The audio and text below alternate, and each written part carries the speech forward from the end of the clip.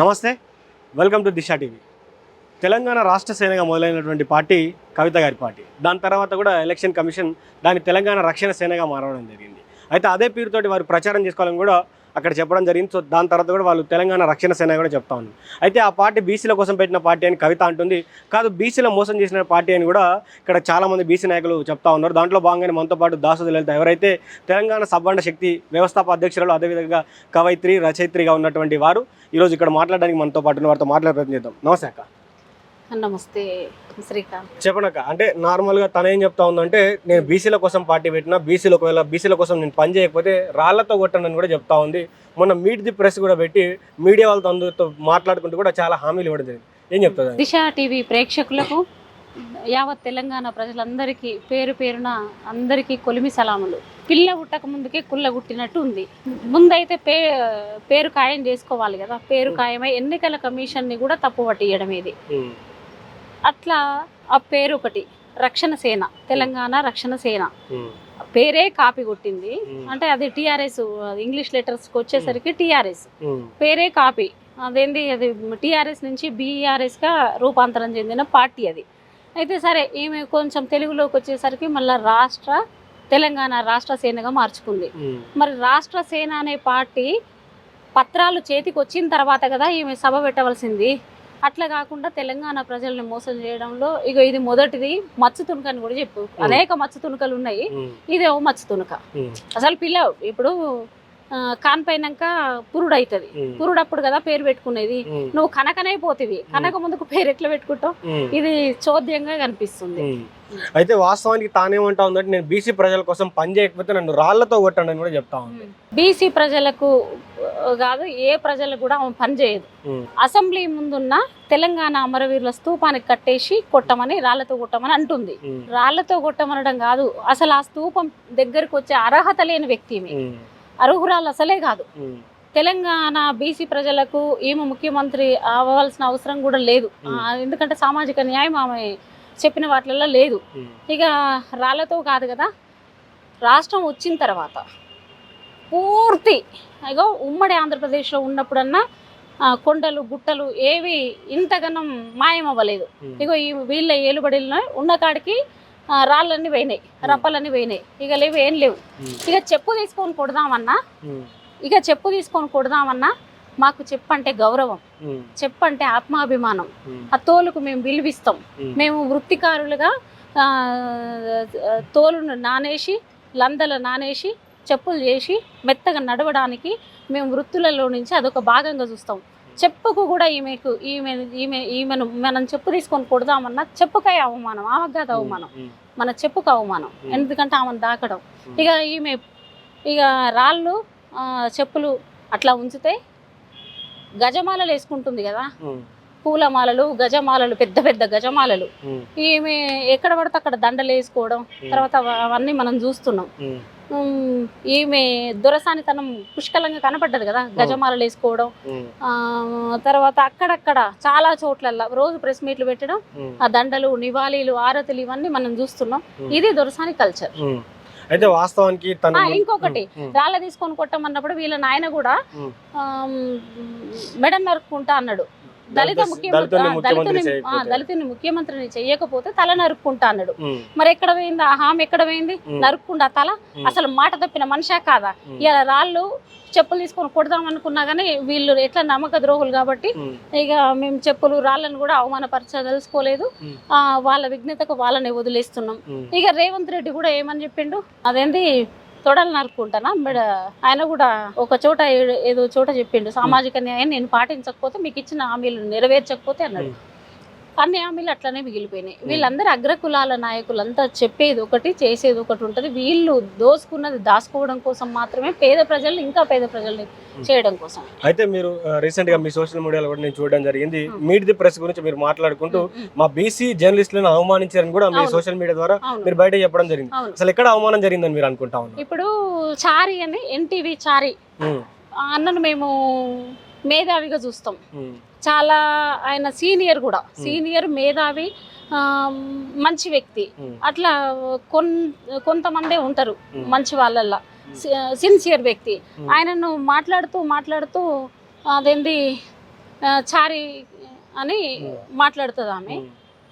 Case పెడతా ఎన్నికల commission తెలుసు అంటే ఇప్పుడు మనం మాట్లాడుకుంది రాష్ట్ర సేన నుంచి, రాష్ట్ర సమితి నుంచి కాదు, రక్షణ సేన నుంచి రక్షణ సేనకు వచ్చింది కదా.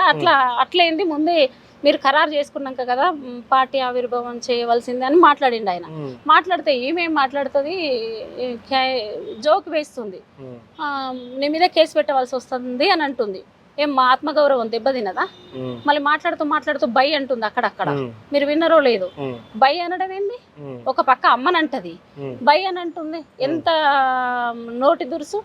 ఇవాళ కూడా అది విద్య మీద మాట్లాడుతూ కూడా ప్రెస్ క్లబ్ వేదిక కూడా బై అంటుంది. అక్కడక్కడ ఆమె దొరసానితనం కనపడుతుంది. అట్లా అనడం ఖండిస్తున్నాం. తప్పకుండా చారి అన్న క్షమాపణ చెప్పాలి. గతంలో వీళ్ళన్న ఆచారిని అంటే మా సామాజిక వర్గం నుంచి కూడా నేను మాట్లాడాలి కదా. సీఎం రేవంత్ రెడ్డి ఏదో అంటే రావుల గురించి మాట్లాడితే మొత్తం రావులు అట్లా కాదు, మా రావుల తరపున ఇట్లా మాట్లాడతామని మాట్లాడిన ఈమె కవిత, పదే పేరు చెప్పడం ఇష్టం లేదు, ఈమె అదేంది వాళ్ళన్న ఆచార్యని కూడా, ఆచార్యన్నను కూడా, సరే ఆయన ఏదైనా పార్టీలు ఉండనియండి, మా సామాజిక వర్గమే కదా, ఆయనను కూడా చారు అని మాట్లాడిండు ఆచార్య అన్నను. వాళ్ళ అన్న అహంకారమే ఈమెది కూడా. ఆ పార్టీ బీఆర్ఎస్ పార్టీ టీఆర్ఎస్ పార్టీలు రెండు వేరు కావు. వాళ్ళ ఇంట్లో గొడవలు, వాళ్ళ ఇంట్లో పంచాయతీలు, వాళ్ళ ఇంట్లో తేలని ఆస్తుల గొడవ కోసం ఈమె ఒక పార్టీ పెట్టుకుంది. ఇవాళ కేసీఆర్ కు ఒక కొడుకు ఒక బిడ్డ. ఈమె ఆ ఇంట్లో చీలిక వస్తే ఆ ఇంట్లో సంపద చీలిక అంటే సమన్యాయం ఏదో జరగకుంటే వచ్చి పార్టీ పెట్టుకుంది. రేపు ఈమె కడుపులో కూడా 2 పిల్లలు పుట్టి ఇప్పుడు పిల్లలు ఉన్నారు. ఈమె కూడా ఈమె పార్టీ నుంచి కూడా ఈమె సంపాదించిన సకల సంపదలలో కూడా భాగస్వామ్యం కూడా కొంచెం అటు ఇటు అయితే వీళ్ళ పిల్లలు కూడా పార్టీ పెడతారు. ఇప్పుడు కేటీఆర్ ఇంట్లో పెడతారు, హరీష్ రావు ఇంట్లో పెడతారు. ఇక వీళ్ళకేనా మనం చెంచాగిరి చేయడం? అక్కడ అందరూ ఉన్న వాళ్ళంతా మన బీసీ ఎస్సీ ఎస్టీ మైనారిటీ సోదరులందరూ మనం ఎప్పుడైనా అదేంటి మేకవన్నే పులి లాంటి మనుషుల దగ్గర ఉండొద్దు, రక్త మాంసాలు ఉన్న మన మనుషుల దగ్గరికి రావాలి. మనం అందరం కలిసి పని చేసుకుందాం. పక్కన తమిళనాడులో చూసుకుంటే విజయ్ తీర్పు చాలా బాగుంది. ఆ దిశగా మనం అందరం యావత్ ప్రజలను కలిసి పని చేసుకొని ఒక కొత్త నవనిర్మాణంలోకి మనం వద్దామని చెప్తాను. అయితే వాస్తవానికి మీరేమో వాళ్ళకు ఊడిగం చేయను, వాళ్ళ కింద బానిసలా ఉండొద్దు మన ప్రజలను మీరు అంటా ఉన్నారు.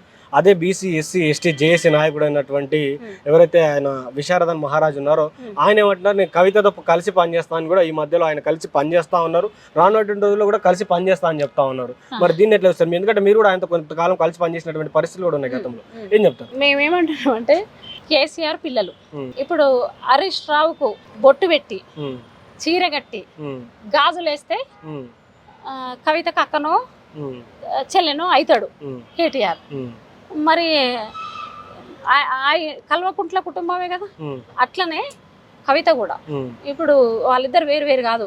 ఆయన మగ అయిన కాబట్టి కేటీఆర్ అటువైపు మగ మనిషి కదా, అట్లా చూస్తున్నాడు. ఈమె మహిళ తరపున మనం ఉండాలేమో అని అనుకుంటున్నట్టుంది. కానీ దొరలు కదా, మొత్తం గడి సామ్రాజ్యం కదా. ఆమె ఏమన్నా బహుజన మహిళ కాదు, ఆమె మాదిగ మహిళ కాదు, ఆమె బీసీ మహిళ కాదు, మైనారిటీ మహిళ కాదు, ఆమె సంచార జాతుల మహిళ కాదు, ఆమె ఆదివాసీ మహిళ కూడా కాదు, అగ్ర కులాల మహిళ. ఆమె నువ్వు ఆ గడిలకు వెళ్ళి పని చేస్తానంటే ఆమె ముఖ్యమంత్రి నేను పదే చెప్తుంది. ఇక మరి బహుజన బీసీ ముఖ్యమంత్రి అని చెప్పి 3 ఏళ్ళు బీసీ ముఖ్యమంత్రి అని చెప్పిండు, 2 ఏళ్ళు దళిత ముఖ్యమంత్రి అని చెప్పిండు. నువ్వు ఇది కాకుండా నిన్న కూడా ఎక్కడో సభ కులం ఏ కులం ఎంతో వారికి అంత వాటా అని చెప్తున్నాడు. బీసీలు కులాలు గారు, తరగతులు. ఇక మరి అన్న ఎందుకు అట్లాంటి నిర్ణయం తీసుకుంటో మాకైతే అర్థమైతలేదు. ఆమెతో కలిసి పనిచేయడానికి కంటే ఇదే బీసీ ప్రజల్ని ఆమెతో కలిసి పనిచేయడానికి మీరు ఎట్లా చూస్తారు? అంటే ఏమనుకుంటున్నారు? ఇప్పుడు ఆయన ఎటు కాకుండా అట్లాంటి స్టేట్మెంట్ ఇచ్చినటువంటి వ్యక్తి 3 ఏళ్ళు బీసీ ఉండాలి, 2 ఏళ్ళు ఎస్సీ ఉండాలి, ఇట్లాంటి స్టేట్మెంట్ ఇచ్చినటువంటి వ్యక్తి ఈ రోజు ఆమెతో కలిసి పనిచేయడానికి మీరు ఎట్లా చూస్తారు? మీ సమాజం ఎట్లా చూస్తా ఉంది? అది భావజాలపు స్వేచ్ఛ ఎవరికైనా ఉంటది, అది రాజ్యాంగం ఇచ్చినటువంటి హక్కు. నేను ఏమంటున్నా అంటే బీసీ ఎస్సీ ఎస్టీ మైనారిటీ అని చెప్తేనే, బీసీ ఎస్సీ ఎస్టీ వేదిక అని చెప్తేనే నేను అక్కడ కొంతకాలం పనిచేయడానికి, అంటే కొన్ని జిల్లాలకి తర్వాత కొంత కార్యక్రమాలకి పని చేసినాం. తర్వాత ఆ నుంచి మా Chiranjeevi sir retired IAS Chiranjeevi sir, మళ్ళీ ఈశ్వరయ్య జస్టిస్ ఈశ్వరయ్య సారు, ఆ తర్వాత బాలరాజ్ గౌడ్, ఇట్లా కొంతమంది మా బీసీ సహోదరులు కూడా అక్కడ ఉన్నారు. వాళ్ళతో కలిసి పని చేయడానికి చాలా మంచిగా అనిపించింది విశారదన్ అన్న కూడా. మరి ఈ తర్వాత ఎందుకో మరి మళ్ళీ ఈ బీసీ తరగతులను మినహాయించి తన బీసీ ఎస్సీ ఎస్టీ అని ఉంటుంది తన ఆర్గనైజేషన్ లో, మరి అదేంటి అది మినహాయించి, మరి బీసీ అంటే వెనుకబడిన తరగతులు మేము, బ్యాక్వర్డ్ క్లాసెస్ మేము, మమ్మల్ని మినహాయించి నిన్న నిజామాబాద్ సభ ఒకటి పెట్టుకున్నాడు కదా, కులాలతో అని పెట్టుకుంటుగా. అంటే మాకేమనిపించింది అంటే కులాలంటే ఓసీ కులాలే, షెడ్యూల్ కులాలు, అదేంటి షెడ్యూల్ క్యాస్ట్, అట్లా అట్లా కలిపి మరి అట్లాంటిది అనిపించింది. ఆడ కొంతమంది మీకు ఎట్లా అనిపిస్తుంది అంటే ఆయన స్వార్థం కోసం కవితతో కలిసి పనిచేస్తున్నారు అనుకోవచ్చా, మీరు ఎట్లా అనుకుంటాం? ఏ స్వార్థము ఉందా లేదా ఆయన మనసుకు తెలుస్తుంది. నాకేమనిపిస్తుంది అంటే తెలంగాణ ఉద్యమంతో ఆయనకు సంబంధం లేదు, ఆయన తెలంగాణ ఉద్యమంలో పని చేయలేదు. అది ఉద్యమం పని చేయకపోయినా మేమేమనుకున్నామంటే కాంశీరామ్ ఐడియాలజీ పదే పదే చెప్తున్నప్పుడు 185% కూటికి లేని వాళ్ళ వైపు అని మాట్లాడినప్పుడు బీసీ ఎస్సీ ఎస్టీ జేఏసీ అని ఒకటి మన తెలంగాణ ఉద్యమంలో ఏమైంది, జేఏసీ ఉంది ఒకటి. ఆ జేఏసీ ఏం చేసింది అని అంటే మన నిధులు నీళ్లు నియామకాలు అని చెప్పి రాజ్యం తీసుకొచ్చి అది రెండు రాష్ట్రాలు విడిపోవడానికి కారణమైంది జేఏసీ పాత్ర. ఇది కూడా రెడ్లు రావులు వెల్మలు వీళ్ళు కాకుండా ఇట్లాంటి పాత్ర ఒకటి పోషించేది బీసీ ఎస్సీ ఎస్టీ జేఏసీ అని మేము అనుకున్నాం. ఆ నేపథ్యంగా పనిచేయడం జరిగింది తప్ప ఇక మిగతా అదేం లేదు. మాకు కాంశీరామ్ ఐడియాలజీ అనుకున్నాం. కాంశీరామ్ మరి అగ్రకులాల మహిళలతో పనిచేయాలని మరి ఎక్కడన్నా చెప్పినట్టయితే నేను వినలేదు. ఇక అంత పరిణితి కాంశీరామ్ ఐడియాలజీ తుంగలో దొక్కిండు అనుకోవచ్చా? ఇక అది వాళ్ళకి తెలియాలి. వాళ్ళు పొద్దున్న లేసి భారత రాజ్యాంగం చేతిలో పట్టుకుంటారు, ఐడియాలజీ చెప్తారు. ఈ ఐడియాలజీలు చెప్పిన అనేక మంది పోయి ఏడుండ్రు. ప్రగతి భవనానికి ఏం ఎక్కిపోతా అని చెప్పిండు కన్నా, ఆయన ఎటు వేయండో మనం చూసినాం. ఇవాళ పెద్ద దొర గడిలకు ఒక ఆయన వేయండు, దొరసాని గడిలకు ఈయన వేయండు, రెండు వేరు వేరు కాదని నేను అంటున్నా. ఇక ఇట్లా ఒకవేళ ఆర్ఎస్ ప్రవీణ్ కుమార్ అన్న ఏనుగెక్కి ప్రగతి భవన్ లోకి పోతా అని చెప్పిండు. నమ్మినాం. బై ఎలక్షన్లలో మేము పనిచేసినాం. అదేంటి శంకరాచారి అభ్యర్థిగా, మునుగోడు అభ్యర్థిగా మేము ఆయన బీఎస్పీ పార్టీ నుంచి ఉంటే మేము మనం అందరం సామాజిక న్యాయం ఇక్కడ జరుగుతుంది, మనం అక్కడ పని చేయాలని చెప్పి మేము పని చేసినాం. బీఎస్పీ పార్టీ లెంకలపల్లి, మర్రిగూడెం, కోదాష్పల్లి, లోయపల్లి ఇట్లా చుట్టూన్న ఊర్లలో మేము క్యాంపెయిన్ చేసినాం. కొంతమందితో కలిసి తిరిగినాం కూడా. వ్యయ ప్రయాసాలన్నీ ఓర్చుకొని పని చేసినాం మేము ఆడ. అదే తరహాలో సరే ఎన్ని రోజులు పట్టలేదు, మళ్ళీ కొద్ది రోజులకి ఆర్ఎస్ ప్రవీణ్ కుమార్ ఏనుగెక్కిపోతున్నా ఆయన బీఆర్ఎస్ పార్టీలో కలిసిపోయిండు. ఐదు అటు ఇటు ఏం చెప్పాలని అర్థం కావట్లేదు. మీరు వాళ్ళని ద్రోహులుగా చెప్దాం అనుకుంటున్నారు, మీరు ఎందుకు చెప్పలేకపోతారు? తెలంగాణ ఇప్పుడు బహుజన ఉద్యమాలకు ద్రోహమే ఇది. వాళ్ళిద్దరు బహుజన ద్రోహులు అంటారా? దొరగడిలకు ఒక ఆయన వేయండు, దొరసాని గడిలకు వేయండు. గడిలు వేరు వేరు కావు కదా. ఈమె 100 కోట్ల ఆసామి కదా. ఆమె ఇల్లు ఏంది, ఆమె ఆస్తి ఏంది, ఆమె కథ ఏంది, ఆమె పాలసీలు ఏంది, అవంతా లిక్కర్ అది స్కామ్ అక్కడి నుంచి మళ్ళీ అదేమంటారు హైకోర్టులో నడుస్తూనే ఉంది కదా, ఇంకా కూడా నడుస్తూనే ఉంది కదా. అయితే ఏ ప్రజలతోటి ఏ మహిళలతోటి మీరు కలిసి ఉన్నారు అనేదే ప్రధానం. చాకలేలమ్మ వారసులు గారు వాళ్ళు, అదేంటి చాకలేలమ్మ వారసులు గారు, అది సమ్మక్క సారక్క వారసులు కూడా కారు. అట్లాంటి వాళ్ళతో మీరు పనిచేయడం అనేది మాకు బహుజన ఉద్యమాలకు ద్రోహం అని మాకు అనిపిస్తుంది. ఇక వాళ్ళ భావ స్వేచ్ఛ ప్రకటన ప్రకారం ఏ గడిలలోనైనా ఉండొచ్చు, వాళ్ళ ఇష్టం అది. కానీ తెలంగాణ ప్రజలు బీసీ ఉద్యమాలంటే, బహుజన ఉద్యమాలంటే ఇగో ఇట్లాంటి వాళ్ళని చూసిన తర్వాత నమ్మడం ఇబ్బందికరం అవుతుంది. ఇప్పుడు ఎవరైనా బీసీ సమాజం కోసం కావచ్చు, బహుజన సమాజం కోసం ఎవరైనా కొత్త ఉద్యమాలు చేపడతా అంటే వాళ్ళు నమ్మేటువంటి పరిస్థితి లేదంట. చాలా కష్టమే. ఎందుకు కష్టం అని అంటే ఇప్పుడు వస్తారు, కాంశీరామ్ పేరు చెప్తారు, లేకపోతే బాబా సాహెబ్ పేరు చెప్తారు, చెప్పి మళ్ళీ వీళ్ళు వెళ్ళి అగ్రకులాలతో కలిసిపోతారు అనేది ఒక ప్రజలకు ఉంది. ప్రజలు అంటున్నారు కూడా. మనం ఉద్యమం ఎవరి కోసం చేస్తున్నాం? తెలంగాణ ఉద్యమం తప్పో ఒప్పో తెలంగాణ ఉద్యమం జరిగింది. 1200 మంది విద్యార్థుల ప్రాణత్యాగాలు జరిగినాయి. తర్వాత అనుకున్నటువంటి ఆకాంక్షలు నెరవేరలే కనుక మళ్ళీ మనం ఒక ఉద్యమం చేయాలంటే బీసీ ఎస్సీ ఎస్టీ జేఏసీ ఉద్యమం అయితే ఇగో ఈ 90% ప్రజల వైపు పనిచేస్తే కొంత సహకారం జరుగుతుంది అన్న దాంతో అదొక వేదిక. అట్లా మేమందరం సహకరించినాం. చిరంజీవి సార్ సహకరించిండు, బాలగోని అన్న సహకరించిండు, అది స్పీకర్ సహకరించిండు, మాజీ మధుసూదనాచారి మన శ్రీనివాస్ గౌడ్ అన్న, ఇట్లా అందరూ సకల బీసీ ప్రజలు స్పందించారు, మైనారిటీ ప్రజలు స్పందించారు, ఎస్సీ ప్రజలు స్పందించారు.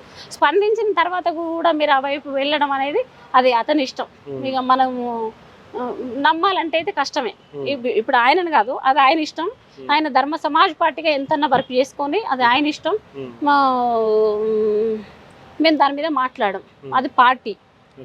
అయితే ఇక మేము ఈ బీసీ ఉద్యమాలు చేసే వాళ్ళని ఇక 6 నెలలకు కొత్త దుకాణం వస్తుంది, ఇక పోయి అగ్రకులాలలో కలుస్తారు అనేది మాత్రం కింద నుంచి ఉంది, అది మాట్లాడుతున్నారు. సో ఇప్పటికీ అంటే ఇప్పుడు వీళ్ళు కొంతమంది వేరే వేరే పార్టీలో ఉన్నప్పటికీ కూడా ప్రజలు కొంతమంది వాళ్ళ సైడ్ ఇంకా కొంతమంది మద్దతుగా నిలబడతా ఉన్నారు. సో అట్లాంటి ప్రజలకు ఏం చెప్తారు? మనం పక్క రాష్ట్రంలో విజయ్ గురించి చాలా సార్లు మాట్లాడుతున్నాం. ఇవాళ సోషల్ మీడియా అంతా అదే చర్చ జరుగుతుంది. కల్వకుంట్ల కవిత కూడా మేము ఆయనతో పోలిక తీసుకొచ్చుకుంది. ఏమని మరో 2 ఏళ్లలో సేమ్ మేము కూడా విజయ్ లాగా కానున్నామని చెప్తుంది. విజయ్ లాగా మేము కూడా అధికారంలోకి వస్తామని చెప్తుంది.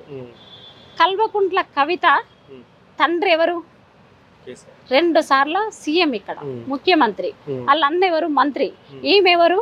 సీఎం. అది ఈమె ఎంపీ, ఎమ్మెల్సీ. ఇట్లా ఇంత బ్యాక్గ్రౌండ్ ఉంది. మరి ఆయనకు విజయ్కు ఉందా? తమిళనాడు సీఎం కాబోయే సీఎంకు ఇంత బ్యాక్గ్రౌండ్ లేదు.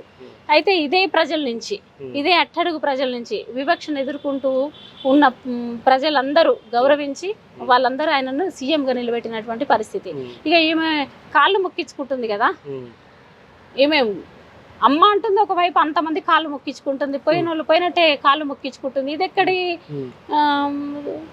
మనవాదం? అయితే చివరిగా మీరు చెప్పాల్సింది ఏంటంటే, ఇప్పుడు వారు ఎవరైతే ఉన్నారో ఇప్పుడు విజయ్ పార్టీతో పోల్చుకుంటూ 2 ఏళ్ళు ఆయన సీఎం అయ్యిండు, మేము పార్టీ పెట్టినాం, మాకు ఇంకో 2 ఏళ్ళ టైం ఉంది, పక్క కవిత సీఎం అవుతాం అంటున్నారు. చివరిగా మీరు దీనిపైన ఏం చెప్పదలుచుకున్నారు? ప్రజల్ని దోసుకోవడానికి వచ్చినటువంటి వాళ్ళు వీళ్ళు. ఈమె తెలంగాణ సోల్ పట్టుకున్నా అని చెప్తుంది. తెలంగాణ రక్షణ సేన, ఇప్పుడు తెలంగాణ రక్షణ సేన అని చెప్తుంది. తెలంగాణ అనే పదానికి ఈమె వ్యతిరేకం. రేవంత్ రెడ్డితో ఇన్ఫ్రాస్ట్రక్చర్ తో కలిసే ఉంది, వ్యాపారం చేస్తూనే ఉంది. ఇంకొక వైపు తెలంగాణ అని ఇక్కడ ఉన్న తెలంగాణ ప్రజలకు ఆత్మ సోల్ అదొకటి మనందరికి కనెక్ట్ అయి ఉంటుంది. దాన్ని పట్టుకుందామే. తెలంగాణ అంటే మనందరికీ ఒక గౌరవం. అయితే ఏమేం చేస్తుందంటే అసలు ఈమె తెలంగాణ బాది కాదు, తెలంగాణ బిడ్డ కూడా కాదు. ఈమె బీహార్ మూలాలు కలిగింది. ఈమె 3వ తరం, 3వ తరము 4వ తరము 3వ తరం. ఈమెకి ఎట్లా ఈ మట్టితోటి సంబంధం ఉండదు. ఈమె బీహార్ కనుక ఈ తెలంగాణ రాష్ట్రాన్ని ఎక్కడికక్కడికి విధ్వంసం చేయడం కోసం వచ్చినటువంటి మహిళ. వాళ్ళ ఇంట్లో పాలు కుదరక, పంపకాలు కుదరక మన మీద పడి దోసుకోవడానికి వచ్చినటువంటి మహిళ. ఇక ఆమె పార్టీ ఎట్లనైనా ఏమైనా నడుపుకొని కానీ ప్రజలు చూస్తున్నారు. తర్వాత మన కొత్త రాజకీయాలు రావాలి, జెన్జీ రావాల్సినటువంటి అవసరం ఉంది. పొద్దున లేస్తే ప్రతిదీ అబద్ధం. ఇగో రాష్ట్ర సేన పార్టీ కూడా మనకి పిల్ల పుట్టక ముందుకే కుల్ల కుట్టింది కదా, అట్లాంటిది కూడా అబద్ధం. ఇంకొకటి చారి అన్నని కూడా లేదా ఇంకెక్కడ మాట్లాడినా బై అని మాట్లాడుతుంది. అదేంది అట్లా కాదు, బై మాట ఫ్లోలో ఆమె చాలా సార్లు బై అంటుంది. మనం అందరం గమనించాలి. ఆమె అట్లాంటి వ్యాఖ్యలు చేస్తే ఇక మీదట ఊకో. ఇప్పటి వరకు చూస్తున్నాం, ఇక మీద అయితే ఊకోము. కాళ్ళు మొక్కించుకుంటుంది. కాళ్ళు మొక్కించుకునే పద్ధతి కూడా చాలా తప్పు. మొక్కొద్దు. వాళ్ళ కొడుకులు కూడా అంతగానో మొక్కరు ఆమె కాళ్ళు.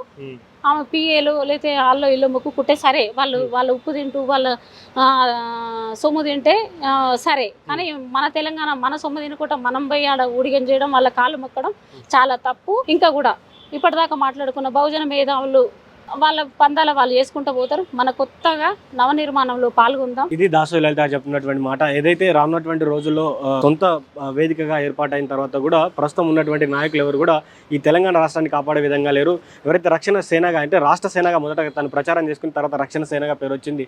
సో పిల్ల పుట్టక ముందే అక్కడ ఇట్లాంటి పనులు చేసి ఇబ్బంది పెట్టింది అన్నట్టుగా ప్రజల్ని తప్పుదోవ పట్టించింది, ఎలక్షన్ కమిషన్ తప్పుదోవ పట్టించింది.